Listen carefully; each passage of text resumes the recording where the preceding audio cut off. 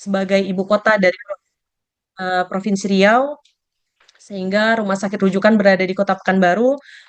Nah, yang butuh darah ini itu adalah Riau, se-Riau, karena di Rumah Sakit Umum Daerah Arifin Ahmad sendiri yang sebagai pengguna darah terbanyak saat ini di UPD PMI Kota Pekanbaru, itu notabene pasiennya adalah berasal dari luar wilayah Kota Pekanbaru. Sementara saat ini kegiatan donor darah terbanyak masih dari Kota Pekanbaru. Tentunya kami mohon dukungan dari semua pihak, dari pemerintah, dari PMI tentunya sebagai organisasi yang menaungi kami, kemudian dari seluruh lapisan masyarakat, kami mohon dukungan, mohon bantuan untuk semuanya. Mari sama-sama kita donorkan darah di UPD PMI Kota Pekanbaru agar kebutuhan darah di wilayah Kota Pekanbaru bisa kita penuhi dan layanan darah di wilayah Kota Pekanbaru menjadi lancar dan aman. Kemudian, apa sih manfaat dari donor darah? Ini kita cerita donor darah, PMI ngomong, ayo dong bikin kegiatan donor darah. Eh, ini nanti bisa dapat ini, bisa dapat itu. Sementara masyarakat sendiri mungkin masih beberapa, apa sih untungnya kita kalau menjadi pendonor darah? Nah, ini beberapa manfaat dari donor darah. Yang pertama itu tentunya menyelamatkan nyawa, karena sampai saat ini seseorang yang membutuhkan darah itu belum bisa kita ganti kebutuhan darahnya dengan obat-obatan. Karena sampai detik ini belum ada teknologi atau belum ada ilmu pengetahuan yang bisa menggantikan, melakukan sintetis, membentuk sintetis dari darah sendiri. Sehingga ketika seorang pasien membutuhkan darah, yang diberikan adalah harus darah. Dan darah kita ketahui adalah organ tubuh manusia dan butuh sesuatu yang memang menyentuh ke manusianya sehingga seluruh masyarakat mungkin mau bisa mendonorkan darah bersama-sama menjadi pendonor darah sukarela sehingga layanan darah pun menjadi lebih lancar ke depannya. Kemudian selain itu tentunya karena kita menyelamatkan nyawa, orang yang menjadi pendonor darah akan mendapatkan pahala yang sangat luar biasa pastinya. Kemudian juga untuk menjaga kesehatan mental, karena dengan kita mendonorkan darah dan ketika kita tahu darah kita bermanfaat untuk masyarakat atau untuk pasien yang membutuhkan, akan ada kita merasakan kepuasan mental tersendiri, tersendiri, kepuasan jiwa tersendiri bahwa saya berhasil menyelamatkan nyawa orang lain melalui tetesan darah saya sehingga itu bisa menjadi salah satu untuk menjaga kesehatan mental. Kemudian selain itu adalah untuk mengetahui kondisi kesehatan. Kenapa di sini kita katakan dengan mendonorkan darah kita bisa mendapatkan manfaat mengetahui kondisi kesehatan. Mungkin dari beberapa peserta Zoom di sini adalah pendonor darah kita. Sebelum donor akan dilakukan pemeriksaan kesehatan.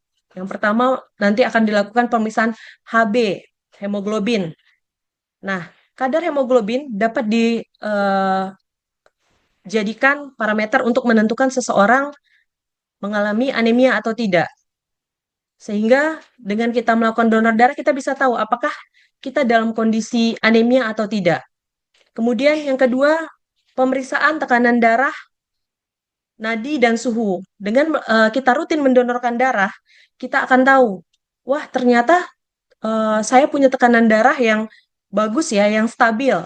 Atau mungkin selama tidak pernah melakukan pemeriksaan kesehatan dengan donor darah, karena diperiksa tensinya, tekanan darahnya, wah ternyata ketahuan di sana tekanan darahnya selalu tinggi. Datang saat ini donor dengan tekanan darah 150 mm raksa, kemudian 2 bulan lagi datang lagi, Mbak, masih dengan tekanan darah yang cukup tinggi, sehingga dengan donor darah kita bisa mendeteksi kondisi kesehatan, salah satunya itu eh, kondisi tekanan darah kita.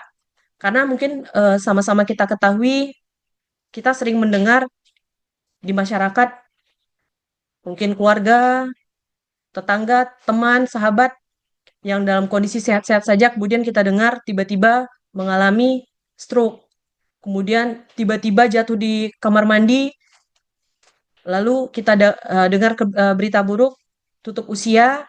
Nah, itu bisa jadi disebabkan karena tidak terkontrolnya kondisi kesehatan salah satunya karena tekanan darah tidak terpantau. Sehingga dengan mendonorkan darah kita semua bisa tahu kondisi kesehatan kita karena tekanan darah merupakan tanda-tanda vital yang harus dipantau setiap saat untuk tahu kondisi kesehatan kita dalam kondisi stabil atau tidak. Nah, kemudian selain daripada itu, kondisi kesehatan sendiri, setiap kita mendonorkan darah, itu akan dilakukan pemeriksaan laboratorium, diantaranya sesuai dengan tuntutan dari Permenkes nomor 91 tahun 2015, itu yang diperiksa adalah HIV, sifilis, hepatitis B, dan hepatitis C. Nah, dari darah yang kita donorkan itu akan dilakukan pemeriksaan rutin setiap kita mendonorkan darah. Jadi walaupun kita sudah mendonorkan darah lebih dari 10, lebih dari 25, 100 sekalipun itu setiap donor akan kita lakukan pemeriksaan eh, laboratorium terhadap darahnya terhadap 4 penyakit ini. Nah, jika terdapat sesuatu di dalam darahnya atau kita temukan di laboratorium kita ada sesuatu di darahnya, maka si pendonor akan diinformasikan. Nah, dari sini kita bisa melakukan penghematan yang sangat luar biasa. Mungkin teman-teman semua bisa cek, bisa lakukan pemeriksaan di laboratorium klinik bahwa untuk 4 parameter ini, HIV, sifilis, hepatitis B, hepatitis C, itu biaya yang digunakan untuk pemeriksaan 4 parameter ini akan melebihi angka lebih dari 1 juta rupiah. Sehingga dengan mendonorkan darah, kita bisa melakukan pemeriksaan 4 penyakit ini secara gratis.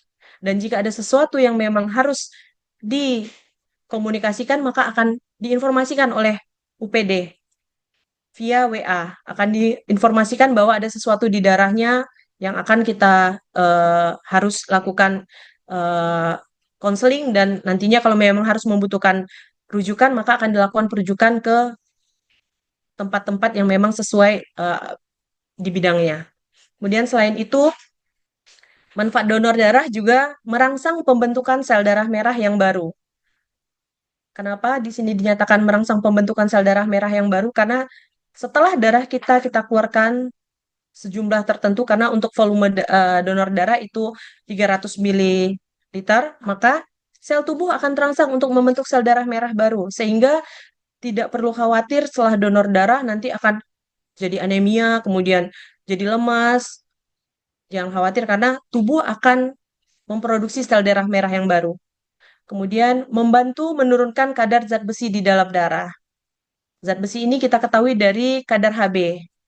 Semakin tinggi kadar Hb-nya, maka kadar zat besi di dalam darah juga semakin tinggi. Nah, tingginya kadar zat besi di dalam darah itu bisa memberatkan kerja sistem organ di dalam tubuh, terutama jantung. Dan bisa membentuk plek-plek yang ada di pembuluh darah sehingga punya resiko terkena stroke, tekanan darah tinggi, sehingga dengan mendonorkan darah itu bisa menurunkan resiko stroke dan penyakit jantung. Inilah kira-kira beberapa manfaat donor darah yang mungkin setelah mendengarkan manfaat donor darah, Bapak, Ibu, teman-teman, adik-adik semua mungkin terpanggil jiwanya terpanggil dirinya untuk mau datang ke PDPMI Kota Pekanbaru untuk mendonorkan darahnya agar bisa membantu saudara-saudara kita yang membutuhkan. Kemudian setelah kita tahu manfaat dari donor darah, tentunya saya punya nih keinginan ingin mendonorkan darah. Kira-kira apa sih persyaratan untuk menjadi pendonor darah? Nah, yang pertama tentunya harus dalam kondisi sehat. Jadi ada beberapa hal yang harus kita perhatikan. Untuk menjaga kesehatan pendonor sendiri, itu adalah pertama umurnya harus minimal 17 tahun, maksimal 60 tahun. Ini untuk syarat pertama mendonorkan darah. Tapi kalau sudah pernah mendonorkan darah dan rutin mendonorkan darah, maka tidak ada batasan umur untuk terus bisa mendonorkan darah. Kemudian berat badan minimal 45 kg, tekanan darahnya normal, dalam hal ini range-nya 90 per 60 mm raksa sampai dengan 160 per 100 mm raksa. Kemudian hemoglobinnya itu lebih dari 12,5 gram per desiliter sampai dengan 17 gram per desiliter. Kemudian suhu tubuhnya normal. Suhu tubuh normal ini itu kisaran 36,5 sampai 37,5 derajat Celcius. Denyut nadinya normal, 60 sampai 100. Kemudian calon donor tidak menderita penyakit. Itu tadi yang saya katakan bahwa calon donor harus dalam kondisi sehat. Jadi tidak boleh menderita penyakit apapun, baik jantung, paru, ginjal, kemudian kencing manis, penyakit darah, gangguan pembekuan darah, dan bahkan kanker. Jadi sakit apapun tidak dibenarkan untuk melakukan donor darah karena syarat pertama donor darah itu pastinya harus dalam kondisi sehat. Eh, maaf. Hmm, Kemudian persyaratan untuk menjadi donor sukarela yang gunanya sendiri itu untuk menjaga kesehatan si pasien. Yang pertama tentunya kulit lengan dari calon donor harus dalam kondisi bebas dari infeksi ataupun bebas dari alergi. Karena yang kita takutkan, walaupun sudah kita lakukan desinfeksi atau membersihkan wilayah yang akan kita lakukan penusukan, jika ada luka atau ada sesuatu di bagian lengan donor yang akan kita lakukan penusukan, kita khawatirkan adanya kontaminasi nanti ke dalam kantong darah sehingga itu akan memperburuk kondisi si pasien sendiri eh, setelah menerima darah. Walaupun memang nantinya tentunya di labor kita akan ada beberapa proses yang kita lalui sampai kita tentukan bahwa darah kita sendiri, darah yang kita dapat itu layak untuk kita eh, distribusikan ke rumah sakit. Kemudian tidak diperkenankan donor darah bila dalam waktu kurang dari 12 bulan mendapatkan transfusi. Kemudian selain itu calon donor tidak menderita penyakit infeksi seperti hepatitis, HIV, malaria, dan sifilis. Kemudian tidak diperkenankan donor bila dalam waktu kurang dari 2 bulan mendapatkan vaksinasi. Kemudian calon donor dapat mendonorkan darah setelah 5 hari sesudah pencabutan gigi. Ini berhubungan dengan proses penyembuhan dan juga dengan obat-obatan yang dikonsumsi. Kemudian 6 bulan sesudah operasi kecil, 12 bulan setelah operasi besar, ini berhubungan dengan proses penyembuhan si calon donor sendiri dan juga hubungannya dengan penggunaan obat-obatan, obat bius selama proses operasi. Kemudian 3 hari sesudah minum obat-obatan yang mengandung aspirin atau piroxicam. Kemudian 12 bulan setelah dinyatakan sembuh dari sifilis atau eh, gonore. Kemudian persiapan sebelum donor. Persiapan sebelum donor sendiri pertama tentunya tidak bosan saya sebutkan, pendonor harus senantiasa dalam kondisi sehat. Kemudian cukup tidur minimal 6 jam. Namun cukup tidur minimal 6 jam ini juga disesuaikan dengan kondisi si pasien sendiri. Kadang ada mungkin ada pengalaman saya pernah donor ke PMI tidur saya 5 jam tapi diterima oleh ini kita oleh dokter kita. Itu disesuaikan lagi walaupun memang aturan mengikat minimal 6 jam, namun ada beberapa pendonor kita yang memang kondisinya baik sehingga tidur tidak sampai 6 jam seperti dari kepolisian, dari tentara, dari TNI itu mereka tidur 2-3 jam, kadang malah 4 jam itu sudah cukup karena pertama mungkin pola tidurnya memang sudah seperti itu sehingga mungkin dari adik-adik, bapak-bapak, ibu-ibu semua yang ada di Zoom ini ingin mendonorkan darah, wah saya punya masalah insomnia, sulit tidur malam mungkin. Eh, Bisa tetap mendonorkan darahnya, tapi nanti akan ada beberapa proses, mulai dari pemeriksaan tanda-tanda vital seperti tekanan darah tadi dan ada konseling nanti dengan dokter kita. Itu dipastikan dulu. Kalau memang nanti kurang dari 6 jam, namun eh, setelah dilakukan pemeriksaan dan konseling memenuhi syarat, bisa saja kita lakukan pengambilan. Kemudian waktu makan terakhir minimal 3 jam sebelum donor. Nah, ini sering sekali pendonor kita saat kita lakukan konseling, kita tanya, apa sudah makan, Pak? Sudah. Oh, tapi udah dari tadi, Dok, saya selesai makan. Saya makan dulu ya, Dok. Setelah itu baru donor. Nah, ini yang sebenarnya tidak dibenarkan karena ini berhubungan dengan kualitas darah sendiri. Jika pendonor jarak makan terakhirnya terlalu dekat dengan proses dia menyumbangkan darahnya, maka nanti akan terjadi yang namanya lipemik. Kalau di bahasa medisnya lipemik. Nah, kalau mungkin di kita tuh di darahnya akan terlihat seperti berlemak-lemak. Nah, itu biasanya waktu makan terakhirnya itu bisa dipastikan kurang dari 3 jam. Jadi memang yang beredar di masyarakat sebelum donor harus makan dulu, eh, benar, tapi harus diingat bahwa waktu makan terakhirnya jaraknya minimal adalah 3 jam. Tidak boleh terlalu dekat dengan proses penyumbangan darah. Selain ke produk darah, ke si pendonornya sendiri pun kita khawatirkan akan muncul reaksi mual saat mendonorkan darah. Sehingga memang kita untuk waktu makan juga menjadi salah satu perhatian kita agar si donor yang mendonorkan darah tidak mengalami keluhan selama selama dan setelah mendonorkan darah. Kemudian selain daripada itu adalah tidak dalam keadaan lelah. Jadi sebelum donor itu diharapkan pendonornya memang eh, tidak habis melakukan latihan fisik.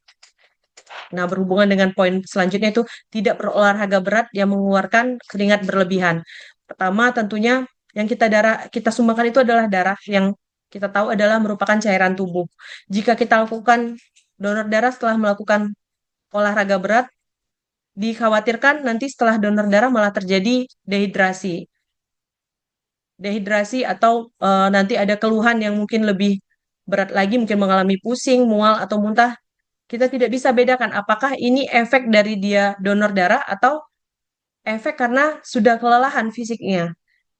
Sudah terlalu banyak cairan tubuh yang keluar sehingga memang sebelum donor darah kita harapkan si pendonor dalam kondisi fit sehingga tidak ada keluhan saat setelah mendonorkan darah.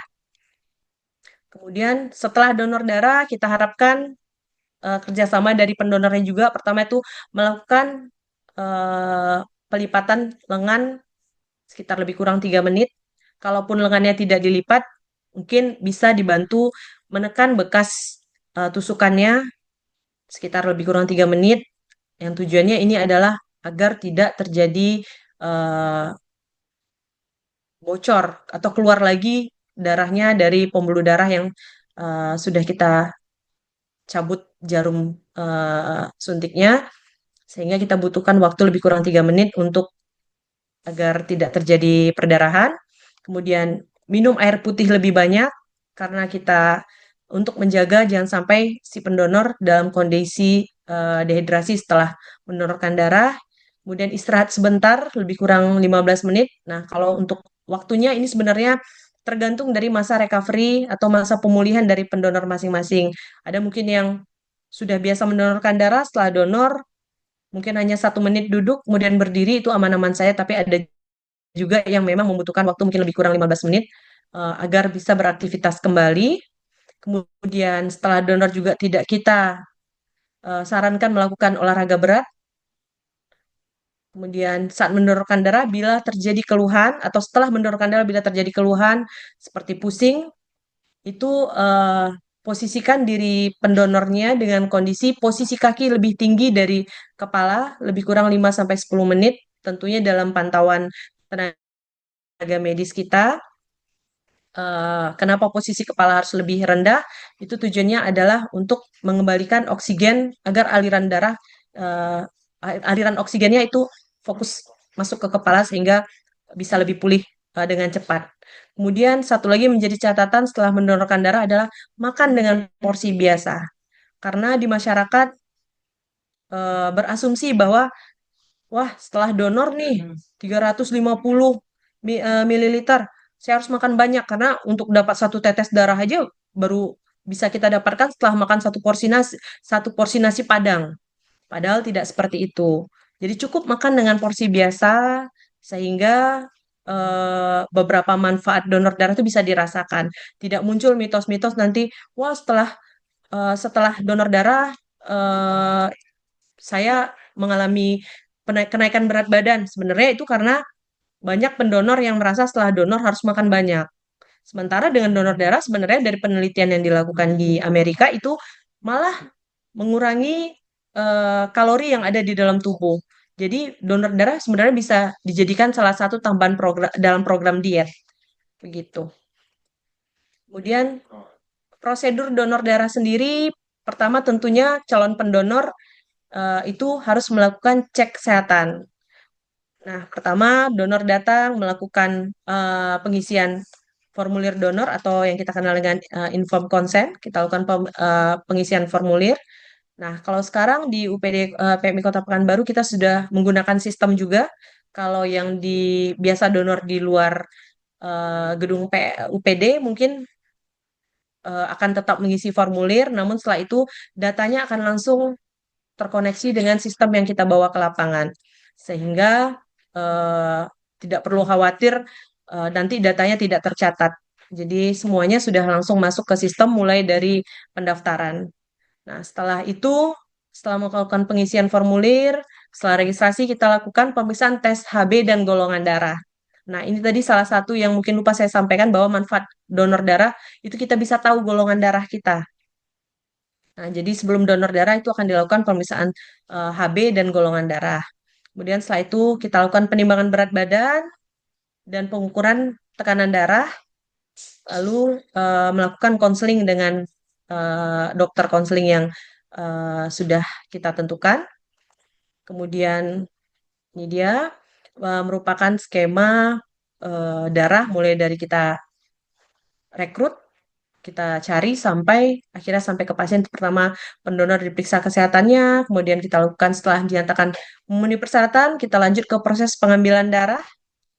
Setelah proses pengambilan darah, darah yang didapat itu tidak langsung kita jadikan stok darah, tapi kita lakukan pemeriksaan dulu, pemeriksaan eh, uji saring namanya, atau pemeriksaan keamanan darah, memastikan setiap kantong darah memang bebas dari segala macam penyakit. Nah, sesuai dengan Permenkes 91 tahun 2015, itu yang diperiksa ada 4. Untuk wilayah Indonesia itu adalah sifilis, hepatitis B, hepatitis C, dan juga HIV. Nah, kemudian darahnya diperiksa setelah dinyatakan bebas dari segala macam penyakit. Kemudian ada lagi proses yang dilewati, darah diolah. Darah diolah itu disesuaikan dengan eh, permintaan yang ada di rumah sakit. Wah, mungkin hari ini rumah sakit tinggi permintaannya untuk komponen darah, misalnya sel darah merah pekat, karena darah itu setelah kami dapat itu akan kami olah menjadi komponen-komponen darah yang dibutuhkan. Seperti contohnya sel darah merah pekat atau packed red cell namanya. Kemudian yang di masyarakat kita banyak dengar ada sel darah merah, sel darah putih itu trombosit. Kemudian ada lagi yang memang kita pisahkan, kita ambil komponen darahnya dalam bentuk plasma. Nah, setelah diolah menjadi komponen-komponen darah tertentu, darah akan melalui lagi proses yang namanya release product. Jadi kita sekarang di UPDP Kota Pekanbaru ada yang namanya release product. Jadi setiap darah yang sudah diperiksa aman, tidak ada penyakit, sudah kita olah, itu harus melalui proses satu lagi namanya release product. Setiap kantong darahnya diperiksa mulai dari fisiknya sampai melakukan pemeriksaan uji kualitas. Kalau memang nanti dari hasilnya memenuhi kualitas, barulah kita jadikan darah itu darah stok kita. Jadi baru darah bisa disimpan. Jadi tidak begitu dapat di lapangan, darah diperiksa golongan darahnya, kemudian diperiksa lagi eh, apa ada penyakit atau tidak, kemudian itu jadi stok tidak. Tapi masih panjang proses yang dilewati oleh darah sampai akhirnya bisa menjadi stok darah simpanan kita dan kemudian siap untuk kita distribusikan dan darah bisa digunakan sampai ke pasien untuk menyelamatkan nyawa pasien yang memang membutuhkan di rumah sakit. Jadi begitu panjang proses si satu kantung darah untuk akhirnya bisa menyelamatkan saudara-saudara kita yang membutuhkan. Kemudian nih dia yang tadi saya sebutkan proses pengamanan darah. Nah, pemeriksaan darah ini sampel saat kita mendonorkan darah mungkin Bapak Ibu yang sudah pernah mendonorkan darahnya atau adik-adik yang sudah mendonorkan darahnya itu eh, sampel darahnya diambil dengan menggunakan tabung kecil.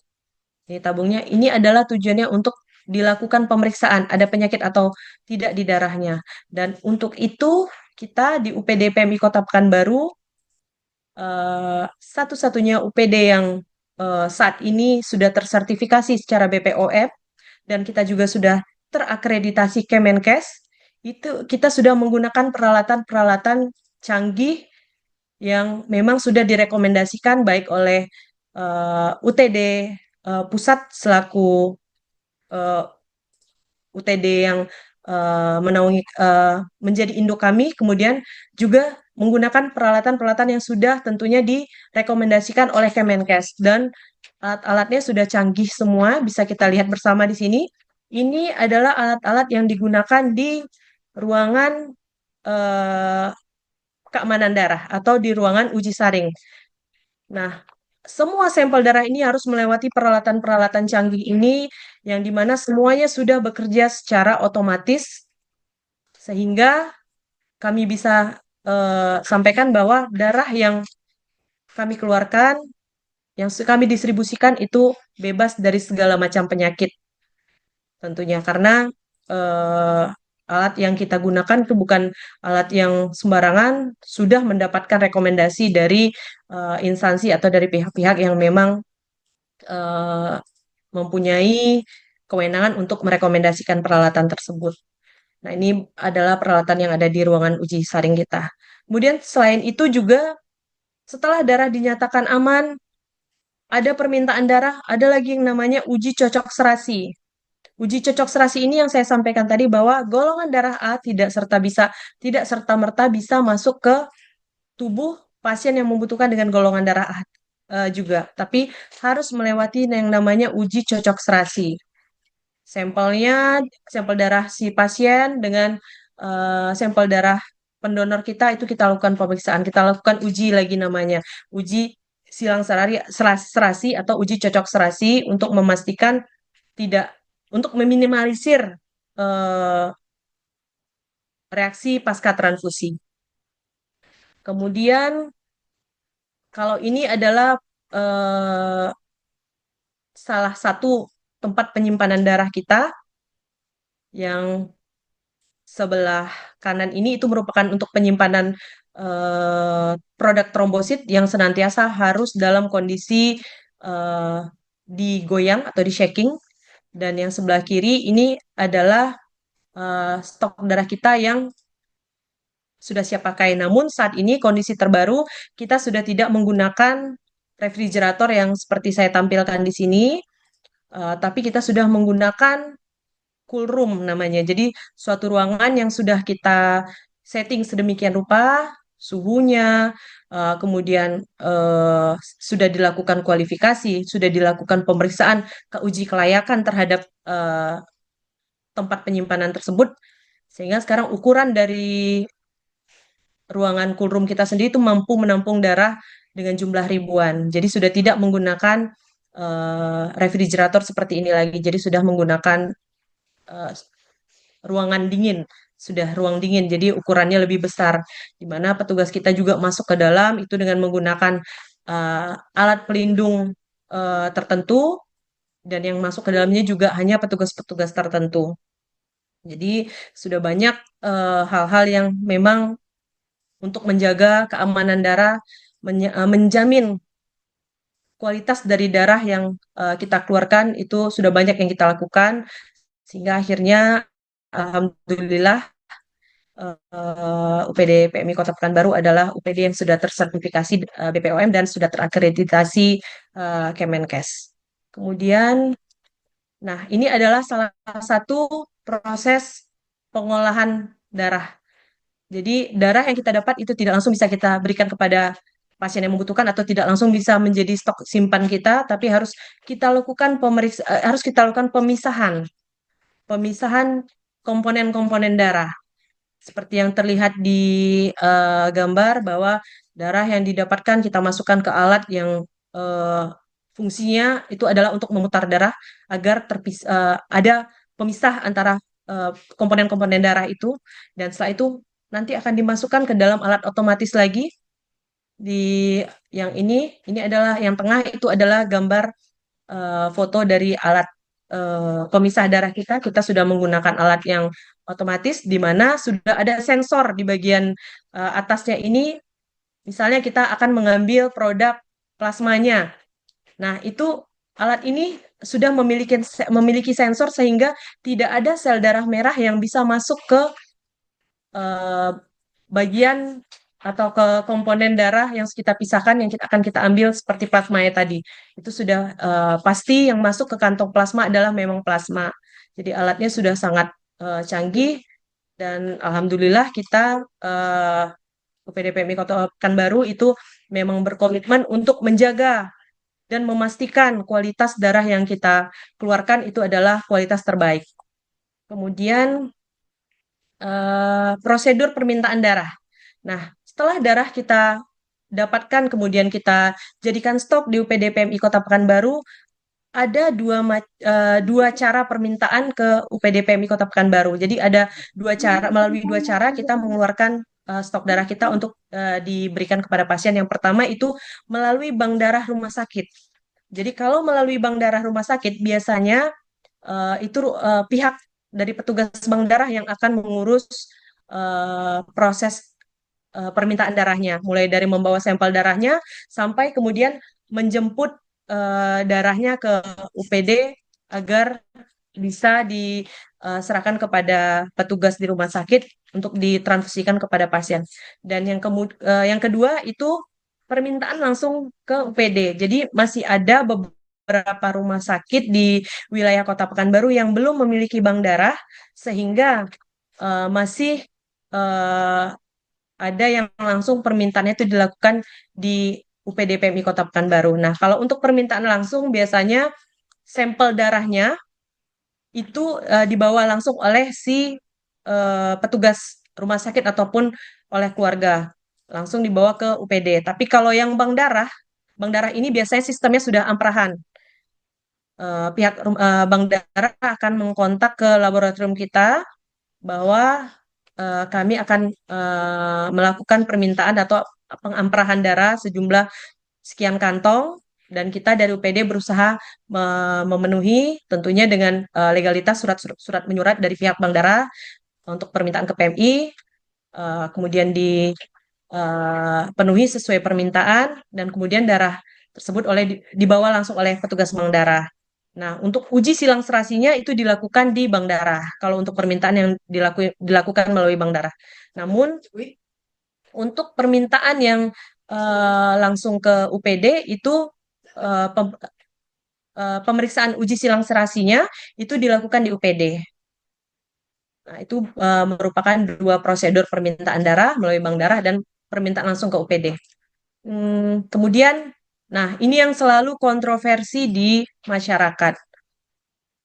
Kenapa sih ketika kita butuh darah kita harus membayar? Padahal waktu saya donor darah saya kasih darahnya gratis. Nggak ada tuh saya bayar-bayar ke PMI. Nggak ada tuh saya dikasih uang sama PMI. Nah, ini sering sekali terjadi. Perlu kita pahami bersama bahwa biaya yang dikeluarkan itu adalah uang yang dikeluarkan bukan untuk membeli darah, melainkan untuk mengganti biaya pengganti pengolahan darah. Nah, mungkin sudah saya paparkan tadi bahwa mulai dari pemeriksaan darah sampai pemeriksaan calon donor sampai darah kita eh, lakukan stok simpan itu banyak proses yang dilakukan, kemudian banyak bahan habis pakai semuanya itu adalah sifatnya disposable, sekali pakai. Kemudian ada lagi pemeriksaan darahnya tadi, pemeriksaan yang saya nyatakan bahwa satu kantong setiap kita mendonorkan darah kita lakukan pemeriksaan HIV, sifilis, hepatitis B, hepatitis C itu bisa menghabiskan biaya mungkin kalau di laboratorium luar sekitar 1 jutaan itu tidak dibebankan kepada si pendonor.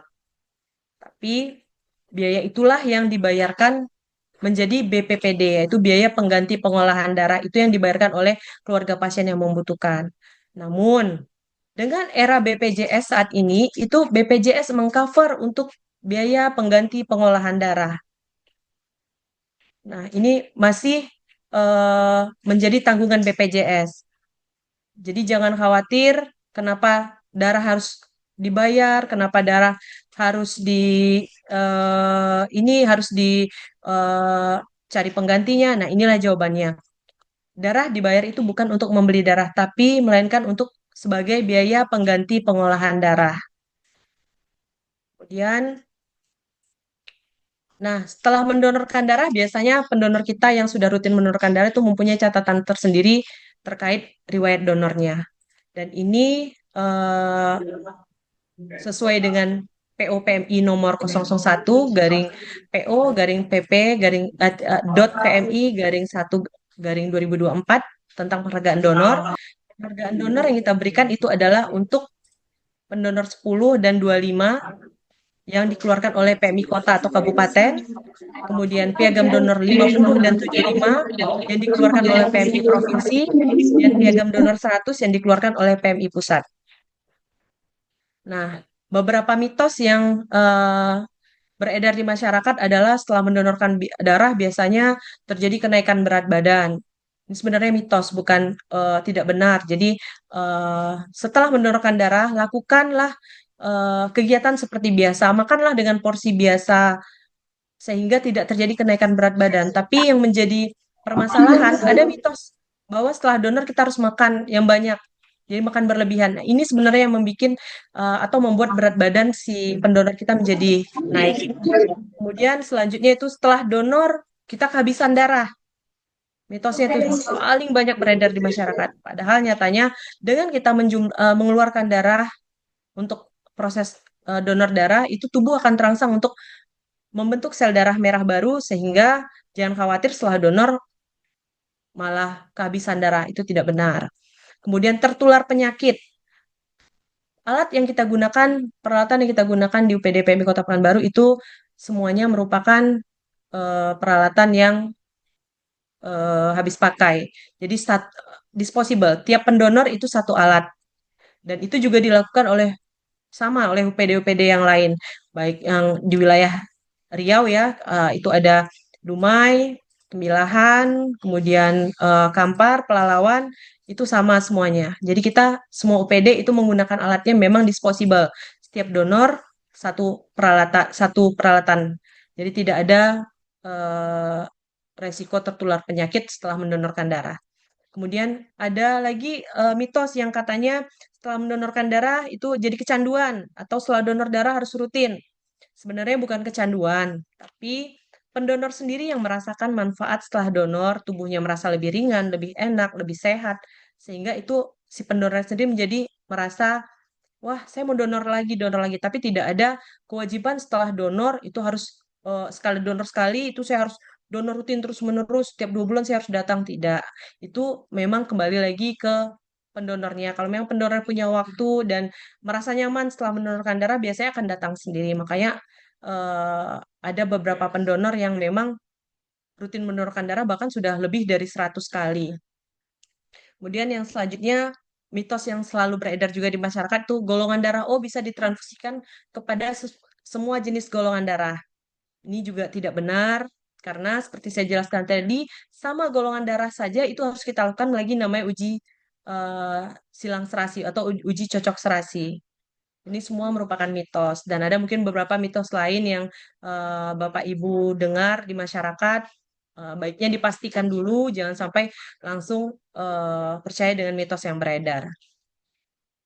Nah, mungkin sekian dari saya untuk sharing seputar donor darah pada siang hari ini. Darahmu selamatkan sesama, setetes keikhlasan mengukir senyum kebahagiaan. Mari bantu selamatkan lebih banyak lagi jiwa lewat kerjasama dengan kami UPD PMI. Terima kasih. Lebih dan kurang saya mohon maaf. Saya kembalikan kepada moderator. Wabillahi taufik wal hidayah. Assalamualaikum warahmatullahi wabarakatuh. Halo. Waalaikumsalam warahmatullahi wabarakatuh.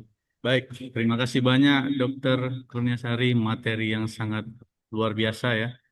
Pengetahuan donor di darah kita bisa bertambah mulai apa itu donor, manfaat donor sampai hal-hal lainnya. Baik, sekarang kita masuk ke sesi tanya jawab. Ya, kita buka dulu untuk 3 pertanyaan. Silahkan peserta yang ingin bertanya untuk gunakan fitur raise hand atau angkat tangan. Ya, sudah banyak ya. Oke, kita mulai dari Syahrizal dulu. Silakan. Assalamualaikum warahmatullahi wabarakatuh. Waalaikumsalam warahmatullahi Bisa didengar wabarakatuh. suara saya? Ya, Pak. Halo, Assalamualaikum warahmatullahi wabarakatuh. Wabarakatuh. Waalaikumsalam warahmatullahi wabarakatuh. Ya Pak, silakan. Eh, Perkenalkan, nama saya Saprizal. Saya pendonor moderator atau Bu dokter.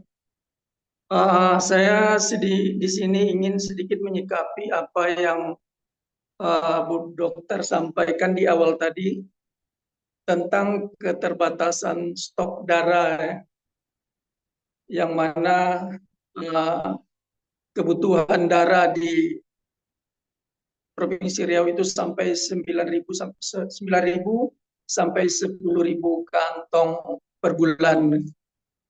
Saya kebetulan selaku pengurus PMI juga di Kecamatan Bukit Raya. Untuk itu saya mengusulkan ini bagaimana kita setempat RT RW lurah begitu barangkali di setiap pengurusan administrasi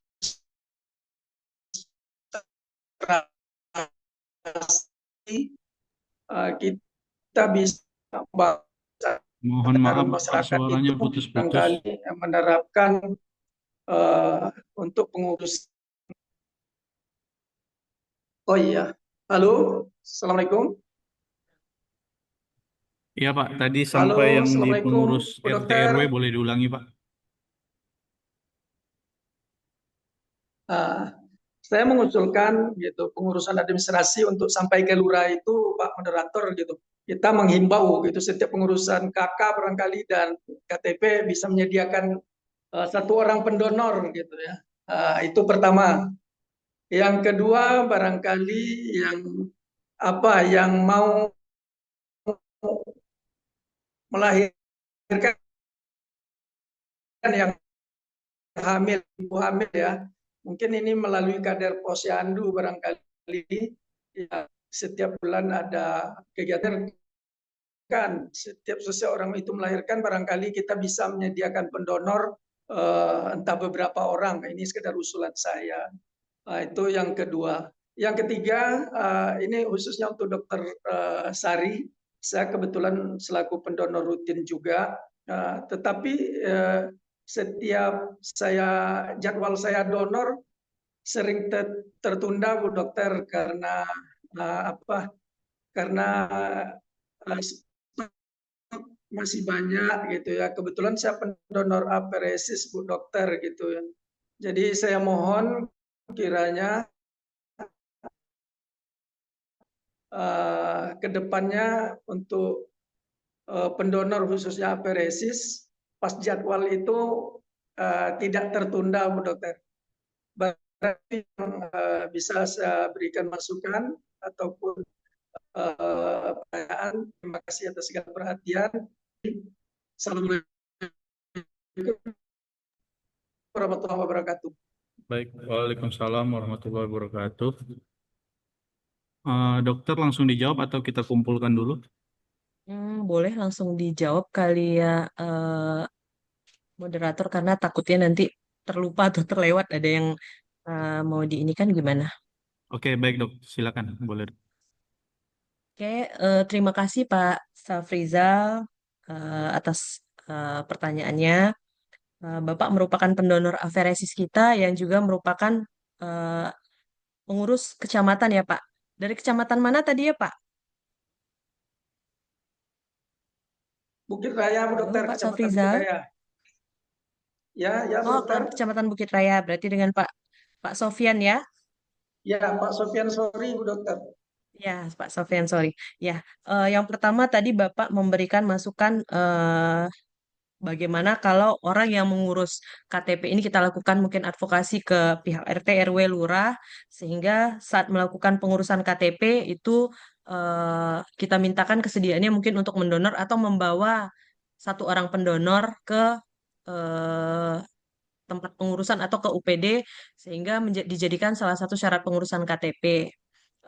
Kalau kami sih di UPD Pak, tentunya jika memang itu menjadi program eh, pemerintah nantinya itu sangat menguntungkan untuk kita karena otomatis akan ada mungkin paling sedikit 100 orang setiap harinya untuk melakukan donor darah karena sudah menjadi syarat dan ketentuan sebelum kita bisa mengurus KTP. Kalau kita sih dari UPD tentunya senang-senang saja kalau memang program itu ada.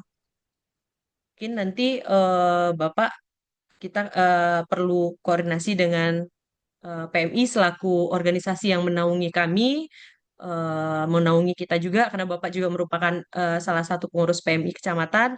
Mungkin perlu nanti ada diskusi mungkin dengan ketua PMI kota dan provinsi tentunya.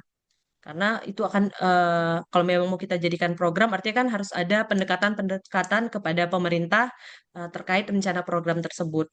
Kalau kami dari UPD tentunya sangat senang sekali kalau memang itu ada. Karena dulu di tahun beberapa tahun yang lalu itu eh, ada eh, ditemukan atau ada program itu dari kepolisian di mana saat mengurus SIM itu syarat pengurusan SIM-nya adalah salah satunya donor darah. Nah, itu pernah dulu ada, tapi sayangnya untuk di wilayah Kota Pekanbaru sangat sulit diterapkan sehingga programnya hilang begitu saja, Pak.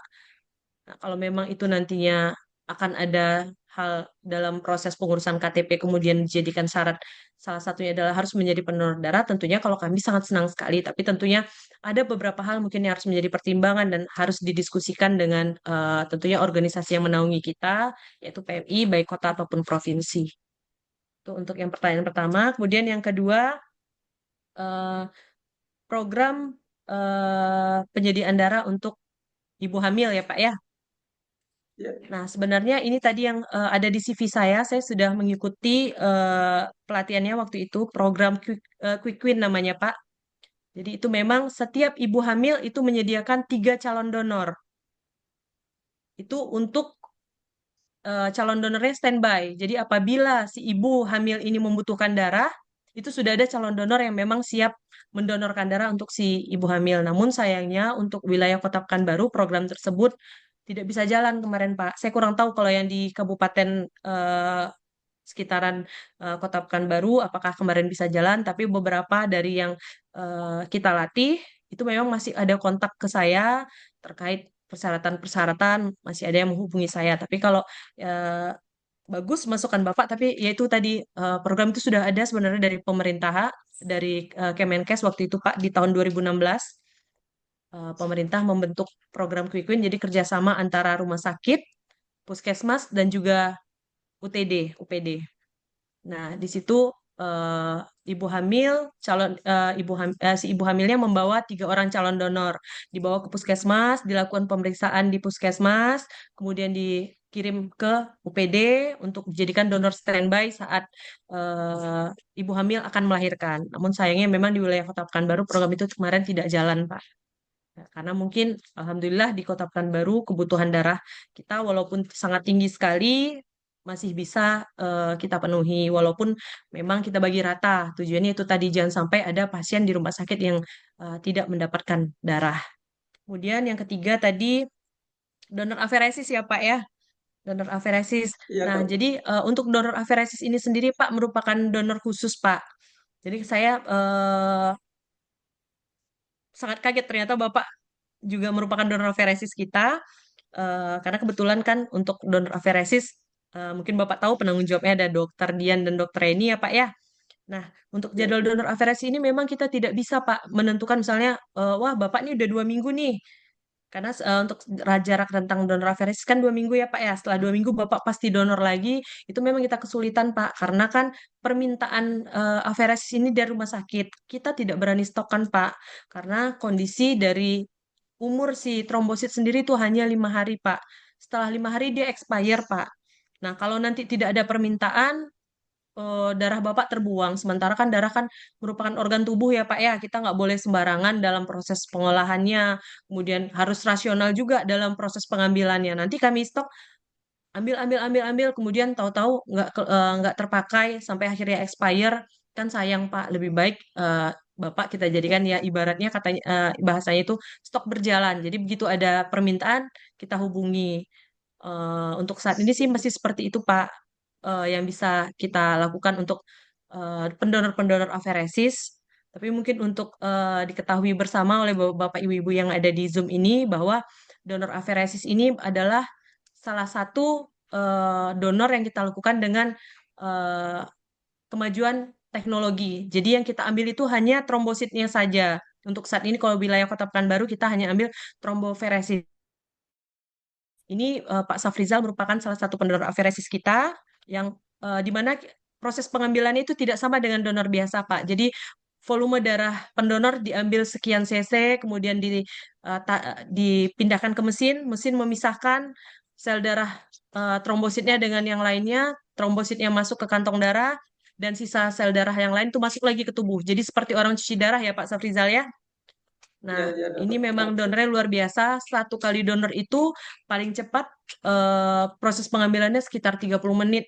Jadi mungkin bapak-bapak atau ibu-ibu di sini, ibu-ibu mungkin yang masih belum menikah ya, yang bisa mendonorkan darahnya secara aferesis. Mungkin kalau misalnya berminat untuk menjadi pendonor aferesis, itu boleh nanti kontak saya untuk kita daftarkan menjadi donor aferesis kita. Tapi memang seperti Pak Safrizal sampaikan tadi bahwa Pak Safrizal ini nggak bisa donor secara rutin nih tiap 2 minggu karena memang kadang udah waktunya tapi permintaan belum ada. Jadi memang merupakan donor yang luar biasa sekali. Pendonor aferesis ini donor yang memang standby ketika kita hubungi. Alhamdulillah semua merespon ya Pak Safrizal ya.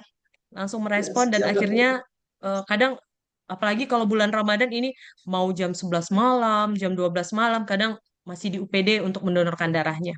Memang luar biasa. Semua pahlawan kemanusiaan baik donor aferesis maupun donor biasa itu semua luar biasa. Terima kasih ya Pak, mudah-mudahan sehat selalu. Ya, mungkin itu untuk pertanyaan dari Pak Safrizal, Amin, tanggapan saya. ya Rabbal Alamin. Kamu dok. Gimana? Baik, Terima kasih terima dok. kasih Assalamualaikum dokter warahmatullahi atas wabarakatuh. jawabannya yang luar biasa. Ya, tadi ada masukan-masukan nanti tentunya akan kita inikan ke depannya. Dan sedikit tambahan untuk Pak Sahrijal mengenai pendonor apresis. Kalau kebetulan saya juga apresis, memang kalau mau cepat jadwalnya sering-sering aja kita chat dokter Dian atau dokter Reni. Dok, saya sudah ready. Karena kita ini kan sebutannya Siap, sama Tupang ya, siang malam tunggu panggilan. Baik, Dok, kita lanjut ke siap, pertanyaan siap. selanjutnya. Sudah ada di kolom komentar. Kita ke kolom komentar terlebih dahulu. Izin bertanya, Bapak Ibu, ketika ada acara donor darah di suatu acara, kita tidak mengetahui penyakit infeksi yang diderita oleh pendonor, seperti yang disampaikan tadi. Apakah ada screening lagi di markas PMI atau di UDD-nya? Eh, baik, terima kasih Kak Rizky selaku moderator. Jadi di sini katanya apakah dilakukan screening di eh, PD. Nah, memang untuk melakukan pendaftaran atau registrasi melalui sistem, jadi apabila ada sesuatu di darahnya yang harus dikomunikasikan, itu kan dari kita UPD kita akan melakukan pengiriman WA, notifikasi bahwa si pendonor harus datang ke UPD. Kalau pendonor tidak datang ke UPD, maka datanya akan terkunci di sistem kita. Sehingga petugas kita tidak bisa melakukan pendaftaran si calon donor karena riwayat donor yang sebelumnya, sehingga dia harus datang ke UPD.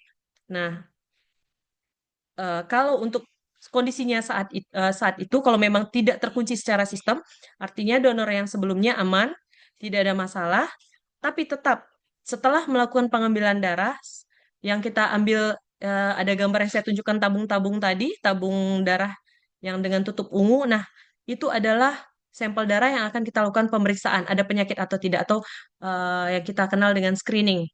Nah, itu akan kita lakukan screening di laboratorium kita. Kalau memang nanti ternyata masih aman, ya datanya akan aman. Tapi ketika kita temukan ada sesuatu di darahnya, nah itu akan masuk ke sistem. Sistem akan langsung otomatis kita lakukan verifikasi data dan akan mengirim WA kepada si calon donor kita untuk melakukan konseling pasca donasi ke UPD. Jadi jangan khawatir, setiap darah yang masuk ke UPD PMI Kota Pekanbaru baik dari donor pertama ataupun dari donor yang berulang itu akan tetap kita lakukan pemeriksaan screening terhadap darahnya. Begitu. Baik, terima kasih dokter. Apakah ada tanggapan? Oke, cukup. Kita lanjut pertanyaan selanjutnya. Oke, kita ambil lagi dari raise hand. Kepada Bapak Sukresna, dipersilakan.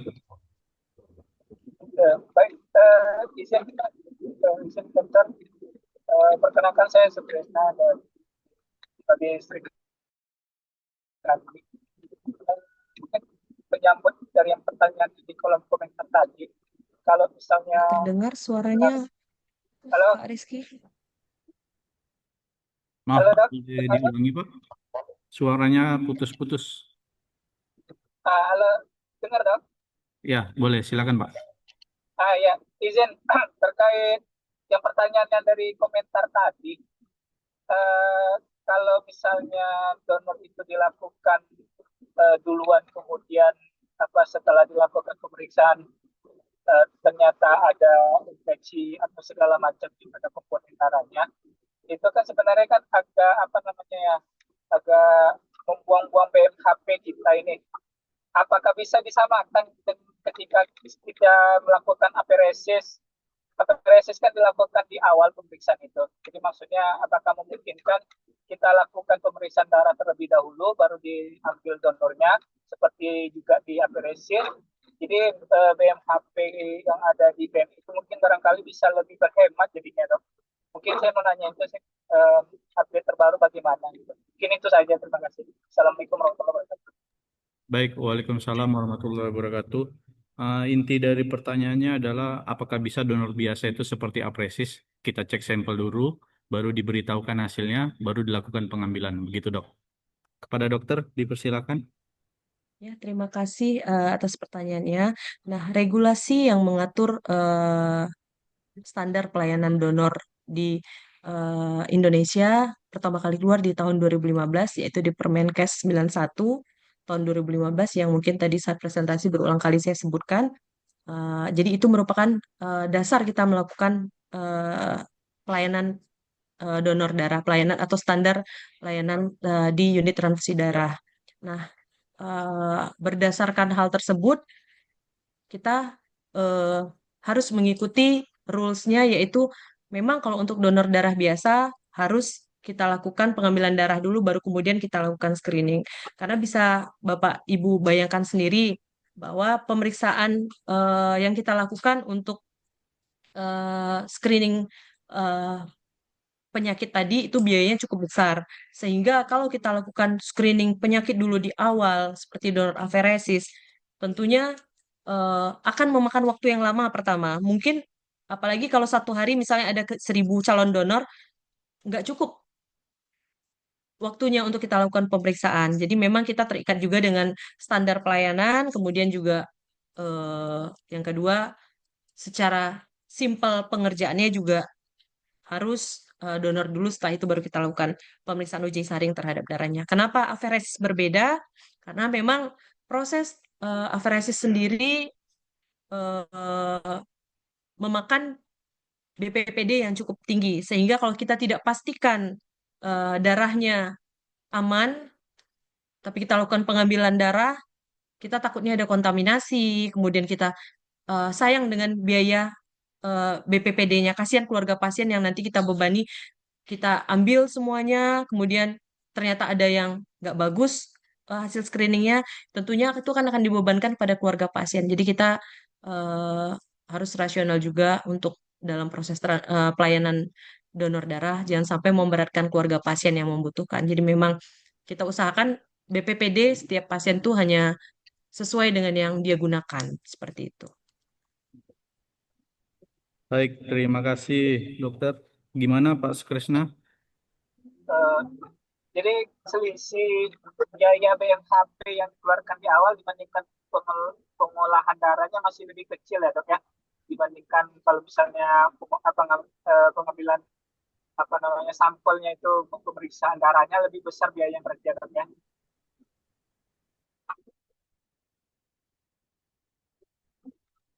Halo, dok. Ya, bisa dibantu Kak Rizky, saya nggak bisa mendengar suaranya. Ah, tadi Pak Sukresna menyampaikan kurang lebih. Jadi intinya adalah apa namanya? lebih lebih efektif memang untuk pengambilan yang sesuai dengan kita laksanakan sekarang. Karena memang dari segi tadi ada waktu, ada biaya dan lain-lain. Memang regulasinya seperti itu dan ya bisa jadi itu memang yang terbaik. Udah berdasarkan penelitian juga gitu, Dok. Ya, terima kasih Pak Sukresna. Terima kasih Oke, Kak baik. Rizky. Sudah ada 3 pertanyaan. Waktu kita memang sedianya sampai 15.30 dan kita kunci ya, Dok. Ini ada 2 pertanyaan lagi di kolom chat dan satu lagi yang angkat tangan tadi dari Bapak Fahri. Nah, setelah ini nanti kita cukupkan terlebih dahulu. Baik, silakan kepada Bapak Fahri. Baik, terima kasih kepada moderator Kak Rizky dan Dokter Kurnia. Saya ingin menanyakan tentang keputusan Menteri Kehakiman dan Asasi Manusia yang mana tahun dua Undang-Undang Kemenkumham tahun 2000 tentang remisi tambahan bagi narapidana dan pidana anak. Nah, saya agak sedikit menyinggung soal pasal 5 pemberian remisi tambahan bagi narapidana atau anak pidana yang melakukan perbuatan sebagaimana yang dimaksud dalam pasal 2 dan ayat 1, pasal 3 ayat 1, pemberian remisi tambahan bagi narapidana itu mendapatkan remisi. Nah, pertanyaan saya di sini, Dok, bagaimana efektivitas donor darah yang ada di UTD Kota Pekanbaru yang melakukan kegiatan di lapas-lapas dan apa kendala dan tantangannya, Dok? Yang kita ketahui persyaratan untuk mendonor darah itu sendiri tidak dalam pengaruh alkohol atau narkotika dan eh, yang lain-lainnya. Nah, yang kita tahu narapidana yang ada di lapas itu tidak semuanya eh, terkena kasus narkoba, bisa aja pembunuhan segala macam. Nah, mungkin itu saja, Dok. Terima kasih.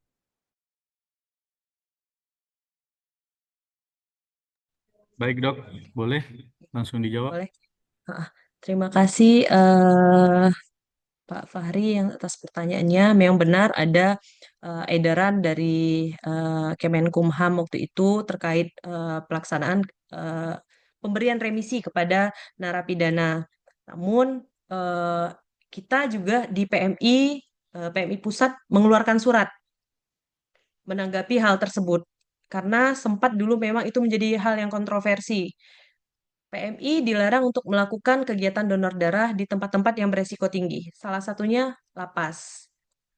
Nah, surat edaran itu pun eh, setahu saya, sejauh yang saya tahu itu dikeluarkan karena munculnya kontroversi pelaksanaan kegiatan donor darah di lapas. Jadi memang kalau kami di UPD PMI Kota Pekanbaru itu tidak pernah melaksanakan kegiatan donor darah di lapas karena pertama berdasarkan edaran dari PMI Pusat, yang kedua juga kembali kepada rules-nya regulasi kita baik di Permenkes ataupun karena darah sudah ditetapkan sebagai obat itu tidak dibenarkan bahwa pengambilan darah itu di tempat-tempat beresiko tinggi salah satunya lapas. Jadi eh, kita kembali kepada aturan yang berlaku, edaran PMI Pusat tidak menghimbau untuk tidak melakukan kegiatan di tempat beresiko tinggi, salah satu yang lapas, sehingga kalau di PDPMI Kota Pekanbaru kita tidak melakukan. Nah, kalau masih ada mungkin UPD lain yang melakukan kegiatan donor darah di lapas, mungkin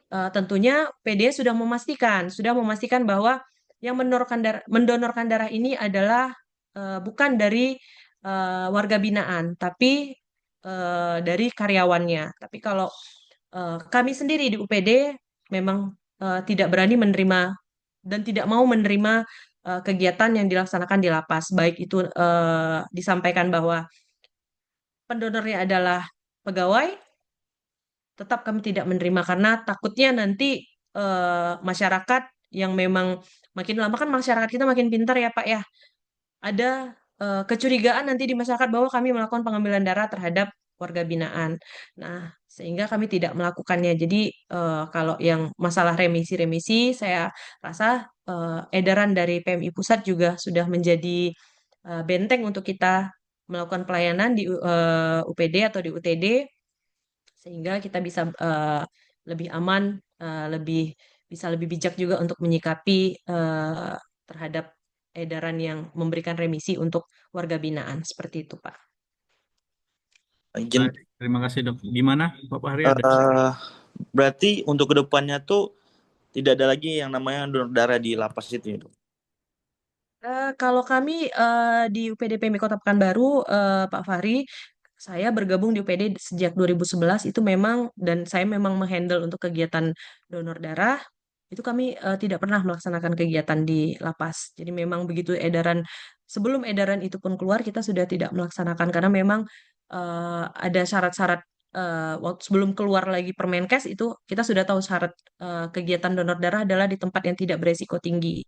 Bahkan kalau sekarang eh, mungkin UPD yang di Riau sudah ada juga yang terakreditasi, itu malah eh, harus melakukan surveillance epidemiologi. Kalau kita temukan di wilayah kecamatan tertentu epidemiologi terhadap salah satu penyakit yang 4 parameter tadi tinggi, itu tidak disarankan untuk melakukan kegiatan donor darah di wilayah tersebut. Jadi kalau kita sih untuk lapas sudah lama kita tidak pernah lakukan pengambilan lagi. Baik, Seperti itu. terima kasih dok. Cukup Pak Fahri? Baik, terima kasih Dok, luar biasa jawabannya. Oke, terima kasih. Terima kasih. Oke, kita masuki 2 pertanyaan terakhir yang ada di kolom chat. Mohon izin dok, untuk share screen-nya boleh di stop dulu.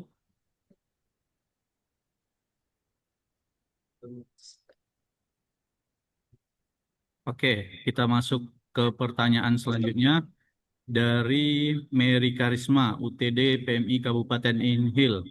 Mengenai resus negatif, apa yang menyebabkan dalam satu keluarga memiliki resus yang berbeda? Ada yang memiliki resus positif, ada yang resus negatif. Mohon penjelasannya dok, terima kasih. Terima kasih atas pertanyaannya, Ibu Mary. Kenapa ada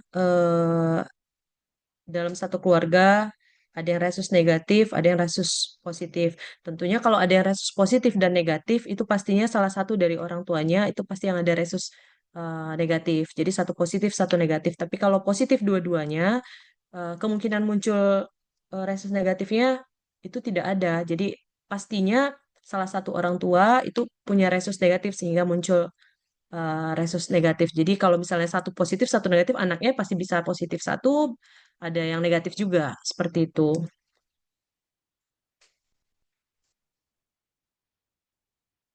Baik, Ibu Mary, bagaimana? Oke, saya rasa cukup ya.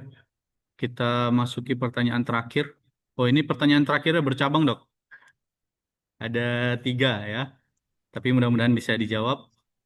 Yang pertanyaan pertama dari Shirley Dwifani Daulay. Apa yang menyebabkan seseorang pingsan ketika donor darah? Padahal ketika cek kesehatan tidak ada masalah seperti tensi, HB, berat badan yang mencukupi dan sudah makan sebelum donor. Apakah pingsan ketika transfusi darah itu berbahaya?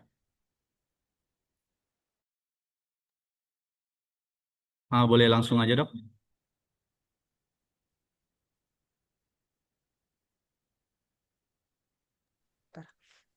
Baik, yang pertama, kenapa bisa muncul keluhan pingsan pada pendonor kita?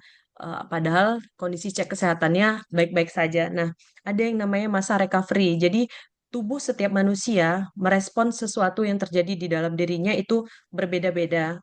Ada yang masa recovery-nya cepat, jadi respon tubuhnya cepat, ada juga yang lambat. Nah, bisa terjadi pingsan seperti ini biasanya memang rasa cemas yang berlebihan yang ditambah lagi masa recovery-nya yang tidak mungkin tidak cepat sehingga muncul keluhan pingsan. Sebenarnya kalau misalnya si pendonor bisa menjalankan proses donornya dengan enjoy, kondisi kesehatan misalnya tensi 90, ada yang mengalami pusing. Tapi ada juga yang tensinya 90 dia aman-aman saja. Sebenarnya itu karena sugesti, apalagi donor pertama biasanya nih. Tapi kalau sudah donor berulang, keluhan pingsan tuh jarang terjadi. Tapi kalau donor pertama biasa karena dia cemas berlebihan, karena masih tahap penasaran. Kemudian dengar lagi berita bahwa kalau donor tuh bikin pusing, bikin rasa mau pingsan, mual, muntah. Nah, di situ biasanya sugesti-sugesti yang seperti yang akhirnya menyebabkan si pendonor mengalami keluhan-keluhan pasca donasi seperti itu. Kemudian yang kedua, dan apakah pingsan ketika transfusi darah itu berbahaya? Nah, pertanyaannya, apakah pingsan ketika transfusi darah itu berbahaya? Eh, karena persoalan pingsan karena proses donor darah, mungkin ya dimaksud sini bukan transfusi darah. Proses donor darah itu karena masa recovery biasanya memang murni karena pengembalian kondisinya ke kondisi semula itu tidak cepat responnya, sehingga kalau dibilang berbahaya, eh, saya bisa berdasarkan pengalaman saya sejauh ini itu tidak berbahaya karena hanya membutuhkan waktu paling lama sekitar 15 menit eh, si pendonornya bisa kembali ke kondisi semula. Kemudian yang kedua, apakah badan kurus atau gemuk mempengaruhi proses donor darah? Misalnya seperti BB yang pas-pasan 45 dengan orang yang berat badannya 60-70.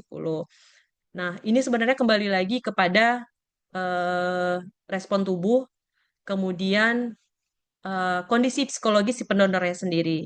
Karena banyak donor kita yang dengan berat badan 45 kilogram, dia donor darah aman-aman saja, tapi malah yang memang badannya tegap, berisi, itu malah kadang karena dia cemasnya berlebihan, itu yang malah bikin muncul keluhan-keluhan pusing, mual, muntah, bahkan sampai pingsan ataupun keluhan lainnya. Itu karena kondisi psikologis. Sebenarnya selama kondisi si pendonor bisa memanage emosinya, memanage cemas, rasa cemasnya, itu biasanya insya Allah aman sejauh ini. Kemudian, apakah boleh pendonor mendonorkan darahnya lebih dari satu? Ini maksudnya lebih dari satu ini seperti apa ya? Karena kalau boleh, apa ada syarat khusus untuk mendonorkan pendonor mau donor darah lebih dari satu kantong? Oh, maksudnya lebih dari satu kantong ya? Hmm. Jadi ini berhubungan juga dengan kondisi berat badan dan eh, toleransi tubuh mengeluarkan volume darah. Jadi kenapa kita tetapkan eh, berat badan minimal 45 kilogram? Karena tubuh itu akan masih mengkompensasi kalau misalnya eh, darah yang keluar dari tubuh itu ada 10 mililiter per kilogram berat badan. Artinya kalau 45 kilogram, maka tubuh masih aman mengeluarkan darah sejumlah 450 mililiter. Sementara untuk proses donor darah sendiri itu kita lakukan hanya di 350 mililiter. Walaupun memang saat ini Indonesia sudah punya kantong darah yang 450, tapi tentunya kita juga akan ambil dari calon donor yang berat badannya lebih dari 45, yaitu 55 kilogram. Jadi kalau mau donor lebih itu tidak kita izinkan karena itu tadi keterbatasan dikunci kompensasi tubuh itu 10 mililiter per kilogram berat badan dan kalau lebih kan nggak mungkin kita ngambil juga satu pendonor dua kantong yang kita khawatirkan nanti apa malah darah yang udah dikeluarkan kita transfusikan balik ke si calon donor seperti itu. Jadi memang satu pendonor tetap satu kantong darah seperti itu. Baik, terima kasih dokter jawabannya yang luar biasa. Semoga dapat bermanfaat untuk kita semua. Oke, teman-teman semua peserta, terima kasih banyak dan tentunya terima kasih banyak kepada narasumber Dr. Sari yang sudah memberikan ilmu pengetahuannya untuk kita bersama. Harapannya memang setelah ini kita semua yang belum pernah donor untuk donor darah dan yang sudah donor untuk rutin berdonor darah. Donor darah kemana? Kalau di Pekanbaru teman-teman bisa ke PMI Kota Pekanbaru, UPD PMI Kota Pekanbaru, atau di kabupatennya masing-masing. Karena ini ada dari luar Provinsi Riau, bisa dicek aja nanti di PMI setempatnya untuk unit transfusi darahnya di mana. Nah, tambahan lagi, teman-teman mungkin asing ya dengan UPD. Jadi sebelumnya itu banyak istilah, ada UTD, ada UDD, ada UPD, tapi intinya sama, tetap untuk Benar. tempat kita untuk berdonor darah. Begitu ya, Dok? Ya, benar-benar sekali. Oke, terima kasih banyak. Sebelum kita akhiri, boleh on kamera dulu, kita masuk ke sesi foto bersama. Oke, boleh di-on-kan kameranya. Oke, masih ada yang belum, kita tunggu. Kita on-kan dulu semuanya. Ini ada 3 slide ya, jadi ada 3 sesi foto.